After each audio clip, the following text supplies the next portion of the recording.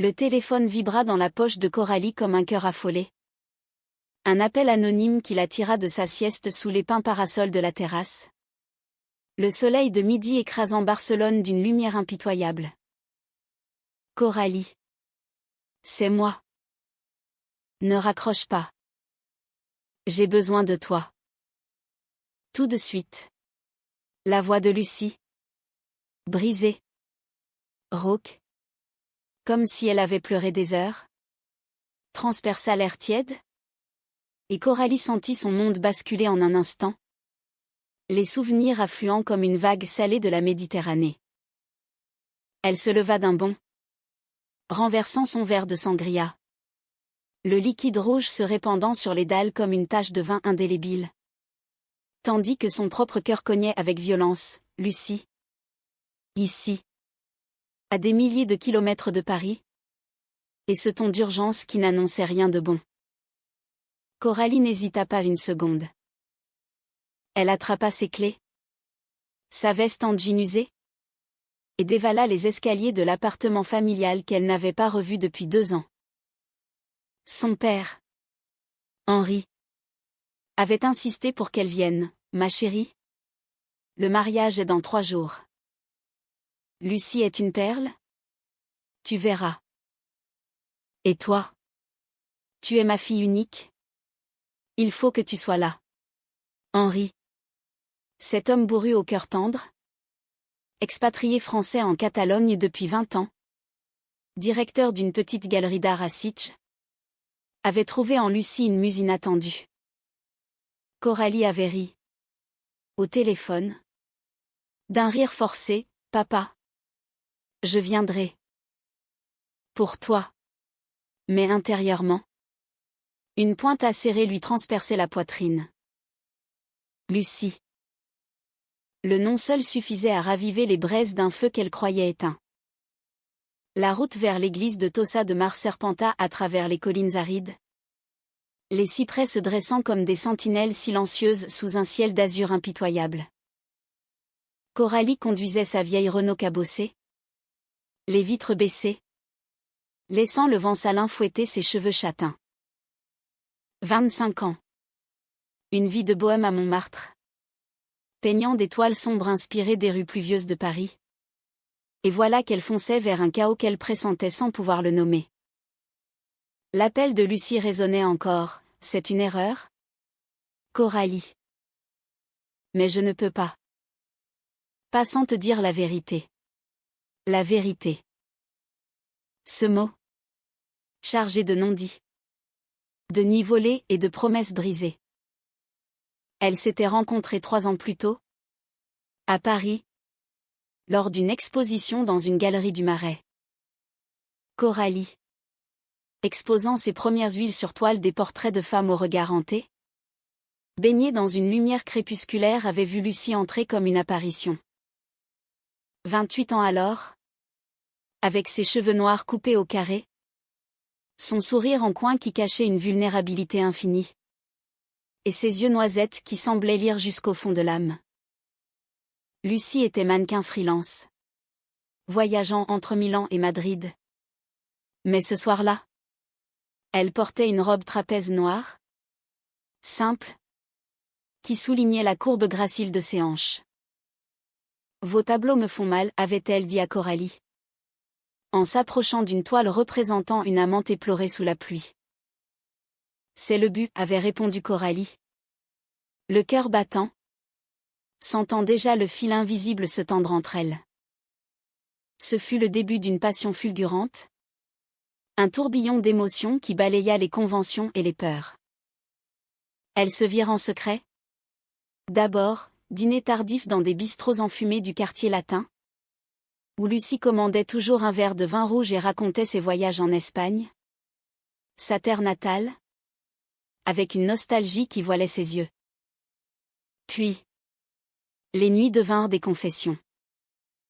Coralie apprit la solitude de Lucie. Fille d'un père absent et d'une mère trop stricte. Élevée dans les ruelles pavées de Grenade avant de fuir vers l'Europe pour retrouver sa place. Lucie. À son tour. Découvrit les cicatrices de Coralie, Une adolescence orpheline de mère. Un père distant absorbé par son art. Et cette quête incessante d'un amour qui ne la brise pas. Leur premier baiser eut lieu sur le pont des Arts. Sous un ciel de plomb. Les cadenas d'amour cliquetant comme des murmures complices. Je t'aime. Déjà, souffla Lucie. Ses lèvres effleurant celles de Coralie. Et le monde s'effaça. Elles devinrent amoureuses. Follement. Avec cette intensité française qui mêle Rimbaud et les complaintes de Piaf. Des week-ends volés à Deauville. Où elles marchaient pieds nus sur la plage. Les vagues léchant leurs chevilles. Parlant d'avenir, une maison en Provence. Des toiles pour Coralie. Des photos pour Lucie car elle avait d'un talent caché pour la photographie. Capturant les ombres fugaces des amants. Mais l'ombre planait, Lucie mentionnait parfois Henri. Vaguement.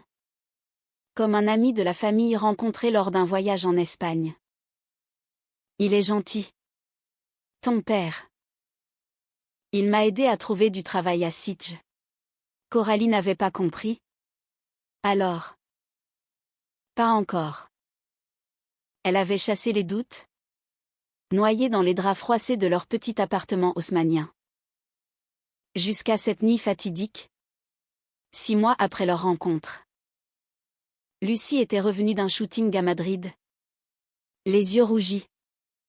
Un téléphone serré dans la main. Je dois te dire quelque chose, avait-elle murmuré. Assise sur le bord du lit. Son corps menu tremblant. Coralie s'était redressée. Le cœur serré. Quoi? Dis-moi. Et Lucie avait l'avoué, une dette écrasante. Héritée de sa mère malade. Un contrat foireux avec une agence véreuse. Henri. Croisant son chemin à Sitges. Avait proposé son aide, un prêt généreux. En échange d'une proximité. Il ne me veut pas comme ça. Coralie. Pas vraiment. C'est un arrangement. Pour nous sauver? Toi et moi. Coralie avait explosé. Les mots fusant comme des éclats de verre. Un arrangement? Avec mon père? Tu te moques de moi? Lucie avait pleuré. Supplié, c'est temporaire. Je l'aime pas. Je t'aime toi. Mais il faut que je paie. Ou ils viendront me chercher. La dispute avait déchiré l'air. Des objets jetés. Des portes claquant. Coralie avait fui dans la nuit parisienne. Errant le long de la Seine. Le froid mordant sa peau comme un reproche. Le lendemain. Lucie avait disparu. Laissant une lettre, pardonne-moi. Je dois le faire. Reviens-moi quand ce sera fini. Mais les mois passèrent. Les appels se raréfièrent. Et Coralie, blessée, érigea des murs autour de son cœur. Maintenant, 2 ans plus tard, cet appel. Coralie gara la voiture en dérapant devant l'église de Tossa. Un joyau roman perché sur les falaises.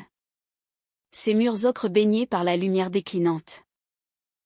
Le village bruissait déjà des préparatifs, des guirlandes de jasmin pendaient aux arches. L'air embaumait l'orange et le sel. Les invités, une poignée d'amis d'Henri. Des collègues de la galerie. Et la famille espagnole de Lucie se massait à l'entrée. Riant doucement. Coralie. Le souffle court. Ajusta sa robe blanche légère. Celle qu'elle avait enfilée à la hâte. Et poussa la lourde porte de bois. L'intérieur était un havage de pénombre fraîche. Les vitraux jetant des éclats colorés sur les bancs. La cérémonie n'avait pas encore commencé, Henri. En costume gris. Discutait avec le prêtre. Son visage buriné par le soleil méditerranéen illuminé d'un sourire rare. Et là. Au premier rang. Lucie. Magnifique. Impitoyable dans sa robe de dentelle ivoire. Ses cheveux noirs relevés en un chignon lâche. Une perle de sueur perlant sur sa tempe. Leurs regards se croisèrent. Et le temps s'arrêta.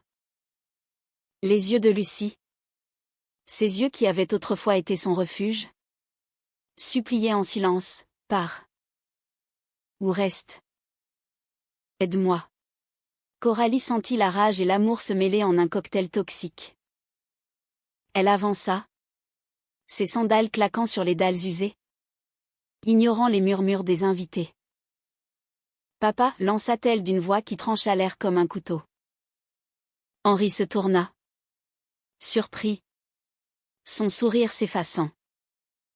Coralie? Ma fille. Tu es arrivée tôt.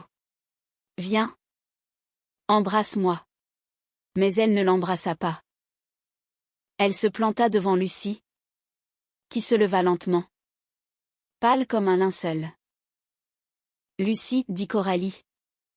La voix tremblante mais ferme. Dis-lui. Dis-lui la vérité. Ou c'est moi qui le fais. Un silence de mort s'abattit sur l'église. Les invités retinrent leur souffle. Le prêtre fronça les sourcils. Henri, confus, posa une main sur l'épaule de Coralie. Qu'est-ce que tu racontes? Quelle vérité? Lucie ferma les yeux. Une larme roulant sur sa joue. Et murmura, Henri. Je ne peux pas t'épouser. Parce que j'aime ta fille. Les mots tombèrent comme une sentence. Et le monde de Coralie s'effondra en un chaos de cris, de pleurs et de cœurs brisés. Le chaos éclata en un instant. Un tourbillon d'émotions qui emporta l'église comme une tempête atlantique sur les côtes catalanes. Henri recula d'un pas. Son visage virant au gris cendre. Les mains tremblantes agrippant le dossier d'un banc comme pour s'ancrer dans la réalité. Quoi? Qu'est-ce que? Lucie. Coralie. Parlez-moi. Sa voix, d'ordinaire si assurée, chevrotait comme celle d'un vieil homme. Les invités, figés dans une stupeur collective, échangeaient des regards gênés. Une cousine de Lucie, une femme replète aux boucles rousses, porta une main à sa bouche, étouffant un hoquet. Le prêtre, un homme frêle aux lunettes rondes, balbutia une prière en latin, mais personne n'écoutait. Coralie, le cœur battant à tout rompre, fixait Lucie, cherchant dans ses yeux noisettes un signe, une encre. Dis-lui tout, insista T.L. La voix plus douce maintenant, teintée d'une vulnérabilité qu'elle haïssait. Lucie hocha la tête, lentement, et se tourna vers Henri. Henri. Mon amour. Non. Pas mon amour. Mon ami. Tu as été si bon avec moi. Quand j'étais perdue, endettée jusqu'au cou, tu m'as tendu la main. Ce mariage, c'était une façade. Pour rembourser, pour te remercier. Mais je ne t'aime pas comme un mari. Je n'ai jamais pu. Henri chancela, s'appuyant sur le bras du prêtre qui accourut. Une façade? Pour l'argent? Et toi? Coralie. Tu étais au courant? Ses yeux bleus hérités de sa défunte épouse, se posèrent sur sa fille avec une douleur qui transperça Coralie plus sûrement qu'un poignard. Elle secoua la tête, les larmes coulant librement maintenant. Non. Papa. Pas au début. J'ai appris. Trop tard. Et j'ai fui. Comme une lâche. La vérité jaillissait. Brute. Sans phare. Dans l'air chargé d'encens et de jasmin fané. Lucie s'avança, tendant une main tremblante vers Henri. Mais il la repoussa doucement. Laissez-moi seule. Tous. Sa voix était un murmure brisé. Il sortit de l'église d'un pas chancelant, la porte claquant derrière lui comme un point final. Les invités se dispersèrent en un murmure confus, certains consolant la famille de Lucie, d'autres jetant des regards accusateurs vers les deux femmes. Seule la cousine rousse s'approcha, serrant Lucie dans ses bras. « Ma pauvre ? Pourquoi tu n'as rien dit ?» Mais Lucie, les épaules secouées de sanglots, ne répondit pas. Elle se tourna vers Coralie. Et dans ce regard, il y avait tout, le regret, la passion inavouée, la peur d'un amour trop grand pour ce monde étroit. Coralie la prit par le bras, l'entraînant dehors, loin des yeux curieux. Elles descendirent vers la plage en contrebas, le sentier de pierre gravillonné crissant sous leurs pas. Le soleil se couchait, peignant la mer d'un orange ardent, les vagues murmurant des secrets anciens. Elles s'assirent sur un rocher moussu, les robes froissées, le vent salin séchant leurs larmes. « Pourquoi maintenant ?» demanda Coralie. La voix rauque. « Pourquoi cet appel ? Ce matin ? Tu allais l'épouser. » Finir l'arrangement. Lucie enfouit son visage dans ses mains. « Parce que je ne pouvais plus. Hier soir, j'ai vu une photo de nous. Dans mon téléphone. Toi et moi. À Deauville. Riant sous la pluie. Et j'ai compris, je te trahissais. Encore. Toi. Et moi-même. J'ai appelé parce que je me noie. Coralie. Sans toi. Les mots de Lucie déverrouillèrent quelque chose en Coralie. Un barrage qu'elle avait érigé patiemment. Elle revoyait leur nuit parisienne, Lucie cuisinant des paellas improvisées dans leur kitchenette exiguë, chantant des chansons de Lorca d'une voix de velours, Coralie peignant son portrait à l'aube, capturant la courbe de son cou, la fossette de son menton quand elle souriait. Cet amour avait été leur havre. Un lesbianisme discret mais fervent, loin des jugements des familles conservatrices. En Espagne, Lucie avait grandi dans l'ombre de traditions machistes, où les amours comme le leur étaient chuchotés, jamais criés. À Paris, elles avaient fleuri, mais la dette, ce fardeau hérité d'une mère cancéreuse, des usuriers madrilènes avaient tout empoisonné. « Je t'ai haï », avoua Coralie, ramassant un coquillage lisse, le serrant jusqu'à ce que les bords coupent en mort de sa paume. Chaque jour, je peignais pour oublier. Des femmes brisées. Des amours inachevés. Et toi? Tu construisais une vie avec lui. Mon père. Lucie releva la tête, ses yeux rougis implorants. Je ne l'ai jamais aimé. Coralie. Pas comme ça. Henri est un homme bon. Généreux. Il savait. Vaguement. Pour mes inclinations. Il voulait m'aider. Me protéger. Épouse-moi. Et tes dettes s'envolent, disait-il. C'était sa façon d'aimer. Maladroite. Paternelle. Mais moi. Je rêvais de toi. Chaque nuit. Elles restèrent là, assises face à la mer infinie. Tandis que la nuit tombait, étoilée et indifférente. Coralie posa sa tête sur l'épaule de Lucie, inhalant son parfum de jasmin et de sel. Ce mélange qui l'avait autrefois rendue folle. Et maintenant? Papa est détruit. Les invités nous haïssent. Et nous? Nous sommes des ruines. Lucie tourna son visage, effleurant les lèvres de Coralie d'un baiser timide. Hésitant. Maintenant? On répare. Ensemble. Si tu veux de moi. Le baiser s'approfondit. Salé de larmes. Chargé de promesses renaissantes.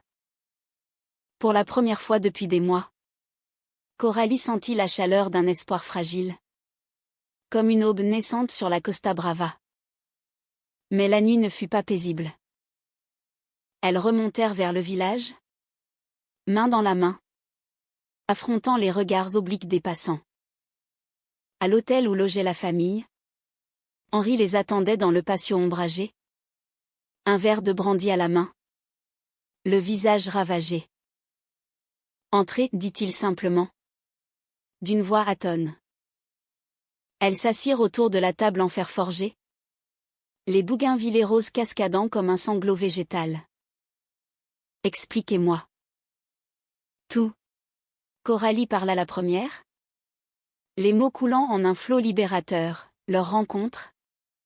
L'amour. La découverte du marché. La fuite. Lucie compléta. Confessant les nuits d'insomnie. Les lettres non envoyées. La peur viscérale de perdre Coralie pour toujours. Henri écouta. Immobile. Les yeux fixés sur les étoiles. Puis. Un sanglot le secoua. J'ai été un idiot. Je voyais bien que Lucie n'était pas amoureuse. Mais je me disais que le temps arrangerait tout. Et toi? Ma fille. Je t'ai blessée sans le savoir. Il se leva. Les serrant tour à tour dans ses bras maladroits. Je vous pardonne. Ou plutôt, je me pardonne. Ce mariage était une folie. La réconciliation fut âpre, ponctuée de silences lourds, mais réels, tissée de cette humanité française qui préfère les confessions aux rancunes. Pourtant, le conflit couvait encore. Le lendemain, alors que Coralie et Lucie erraient dans les ruelles de Tossa, main dans la main, un appel anonyme brisa l'idylle naissante. Lucie, tes dettes ne s'effacent pas comme ça. Le mariage annulé? Tu nous dois double. Maintenant. La voix rauque, madrilène, glaça le sang de Lucie. Les usuriers n'avaient pas oublié. Et avec eux, la trahison d'un passé qui refusait de mourir. Les jours suivants furent un ballet précaire entre tendresse renaissante et ombre menaçante. Coralie et Lucie s'installèrent dans une petite casa au bord de la falaise, louée à la hâte. Un refuge de murs blancs et de volets bleus où l'on entendait la mer gronder comme un amant jaloux. Là, elles redécouvraient leur corps, leur âme, dans une intimité volée au regard du monde. Les matins, Coralie peignait en plein air, capturant le profil de Lucie contre l'horizon turquoise, ses traits affinés par la douleur et le sel. Tu es ma muse maudite, murmurait-elle, le pinceau traçant des courbes sensuelles sur la toile. Lucie, posant nue sur le balcon, riait doucement, et toi? Mon tourment exquis. Leurs étreintes étaient fiévreuses. Un mélange de pardon et de désir, où chaque caresse effaçait un peu plus les cicatrices du temps. Henri, de son côté, se murait dans un silence stoïque. Il reprit le travail à la galerie de Sitges, rangeant les alliances non portées dans un tiroir secret, buvant un peu trop de rioja au crépuscule. Mais il venait les voir, apportant des figues fraîches et des fromages de chèvre, forçant des conversations légères sur l'art, la mer, tout sauf le cœur brisé. Vous deux. Vous êtes belles ensemble, lâcha-t-il un soir, lors d'un dîner improvisé sous les pins. Comme ta mère et moi. Autrefois. Coralie, émue, serra sa main ridée. Papa. Merci. On va arranger ça. Pour nous trois. Mais l'ombre des usuriers planait, insistante. Lucie recevait des messages codés. Des appels masqués, 10 000 €. Où on vient à Tossa. Et ta petite Française avec. Elle ne dormait plus. Hantée par des cauchemars de poursuite dans les ruelles de Grenade. Où sa mère agonisante lui tendait une main spectrale. Coralie. Sentant la tempête. Fouilla dans ses souvenirs, on peut vendre mes toiles. J'en ai 10 prêtes à Paris. Ou demander à papa. Lucie secoua la tête. Farouche. Non. C'est mon fardeau. Je ne veux pas vous impliquer plus. Le conflit s'envenimait, Coralie accusait Lucie de replonger dans le secret. Lucie reprochait à Coralie son idéalisme parisien. Déconnecté de la rudesse espagnole. Le chaos survint une semaine après l'annulation. Lors d'une fête locale à Tossa, la Festa Major. Avec ses feux d'artifice illuminant la nuit et ses danses sardanes où les corps se frôlent en cercles hypnotiques. Coralie et Lucie s'y rendirent. Vêtues de robes d'été légères blanches pour Coralie. Rouge sang pour Lucie espérant un répit dans la musique gitane et les rires. Elles dansèrent. Enlacées. Ignorant les murmures, les amantes de l'église chuchotaient les anciens au café. Pour un instant, le monde fut à elles, la guitare flamenco vibrant dans leur poitrine. Les étoiles miroirs de leurs yeux. Puis, ils apparurent. 2 hommes trapus. Chemises ouvertes sur des torses tatoués. Lunettes noires malgré la nuit. Ils s'approchèrent de Lucie au milieu de la place pavée. La musique couvrant à peine leurs menaces sifflées, le temps est écoulé. Putain. Ton père adoptif a payé une fois, maintenant. C'est toi. Lucie pâlit. Se raidissant contre Coralie. Laissez-nous, murmura-t-elle. Mais l'un d'eux, un colosse au crâne rasé, empoigna son bras. Ricanant, où on s'occupe de ta mousse mais ici. Coralie. Le sang en ébullition. Se jeta en avant. Griffant le visage de l'homme. Lâchez-la. La bagarre éclata. Brutale et chaotique. Les danseurs s'écartèrent en criant. Les feux d'artifice masquant les coups dans des explosions colorées. Coralie reçut un direct au ventre. Pliant en deux. Le souffle coupé, Lucie hurla. Arrachant une bouteille de la table d'un vendeur de sangria pour la briser sur l'épaule du second agresseur. Henri. Alerté par le tumulte. Surgit de la foule. Son corps massif de sexagénaire se jetant dans la mêlée. Assez, tonna-t-il. Frappant de toutes ses forces. La police locale intervint enfin. Sirène hurlante. Emmenant les 2 hommes menottés. Vociférant des insultes en castillan. Écroulés sur les pavés. Coralie. Lucie et Henri haletaient. Couverts de poussière et de bleu. C'est fini, murmura Lucie. Serrant Coralie contre elle. Ignorant la douleur lancinante à son bras contusionné. Mais Coralie. Le regard durci. Secoua la tête. Non. Pas encore. Ces salauds reviendront. À moins que... Elle se tourna vers son père. Les yeux implorants. Henri. Essuyant le sang de sa lèvre fendue. Hocha la tête. J'appelle mon avocat à Barcelone. On réglera ça légalement. Pour de bon. La nuit se referma sur eux. Protectrice. Tandis que les fusées s'éteignaient au loin. Laissant place à un silence chargé de résilience. Pourtant, dans l'intimité de la casa, le doute rongeait Coralie. Allongée auprès de Lucie endormie, elle caressait ses cheveux noirs, se demandant si cet amour valait les tempêtes. La trahison initiale, ce mariage fantôme avait creusé un fossé. Et chaque caresse ravivait la plaie. Suis-je assez forte, se murmurait-elle à l'aube. regardant la mer se teinter de rose. Lucie s'éveilla, sentant la tension, et l'embrassa doucement. On l'est. Ensemble.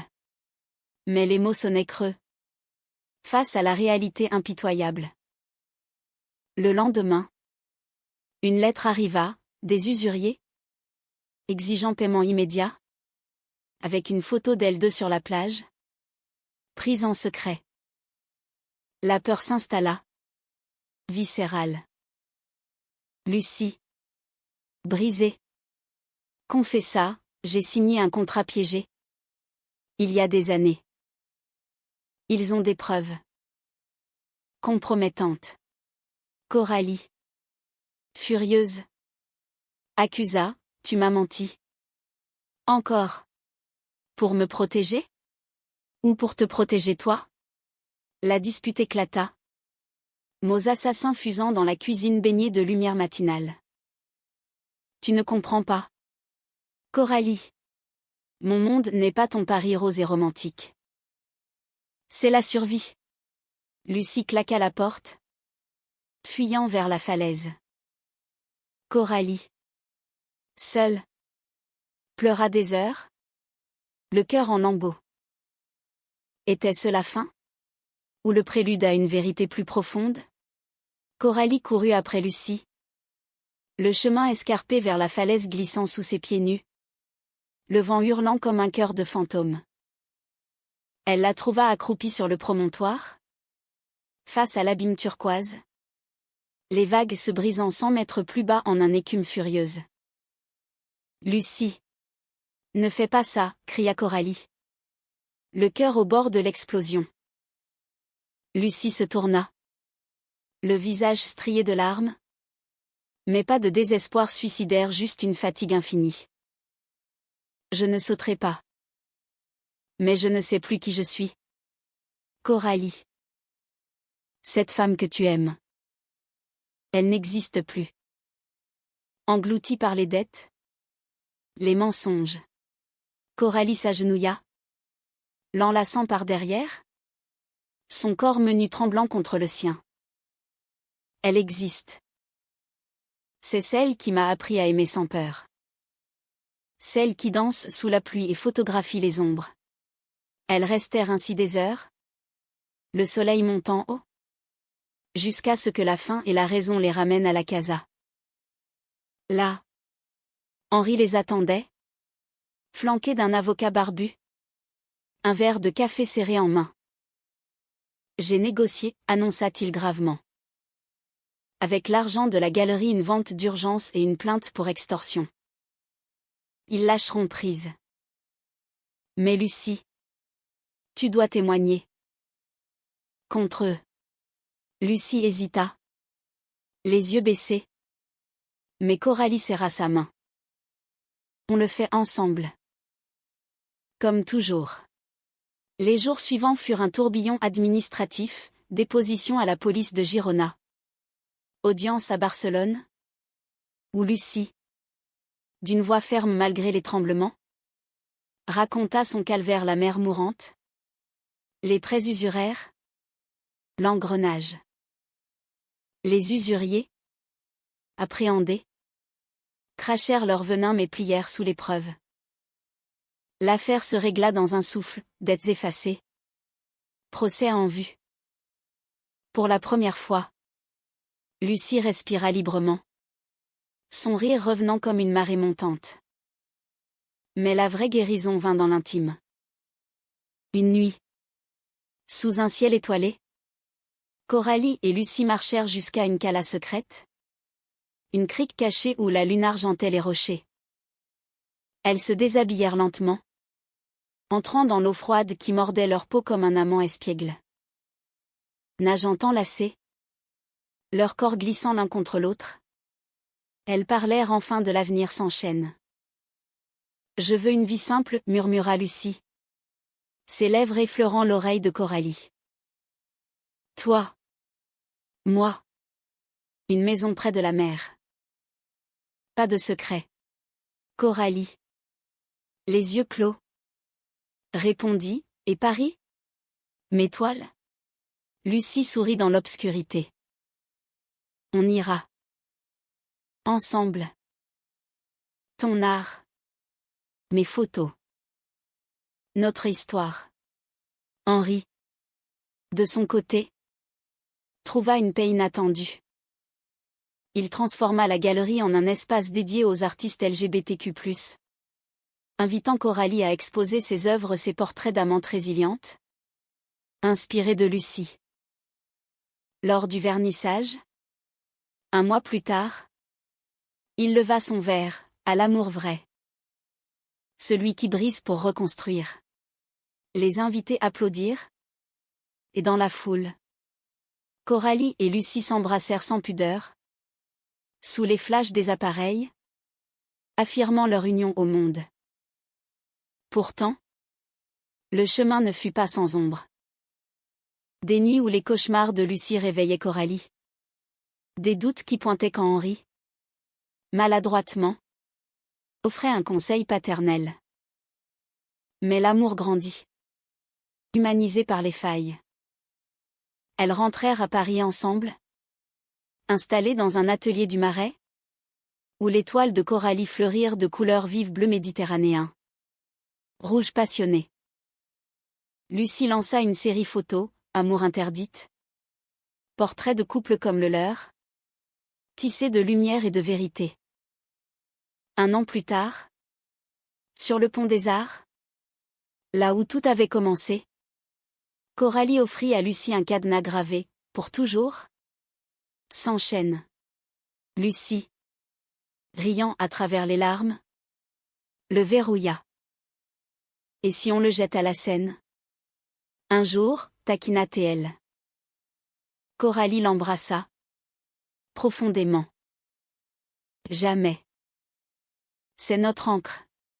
Ainsi, dans le tourbillon de la vie, ces trahisons, ces conflits, ces rédemptions, leur amour s'épanouit. Non comme un conte de fées, mais comme une vinifera catalane, robuste, enracinée dans la terre aride, donnant un vin corsé, éternel. Henri les visitait souvent, portant des olives et des histoires, un grand-père d'adoption pour l'avenir qu'elle rêvait. Et dans les soirs parisiens, quand la pluie lavait les rues, Coralie murmurait à Lucie, « Tu es mon urgence. Ma vie. »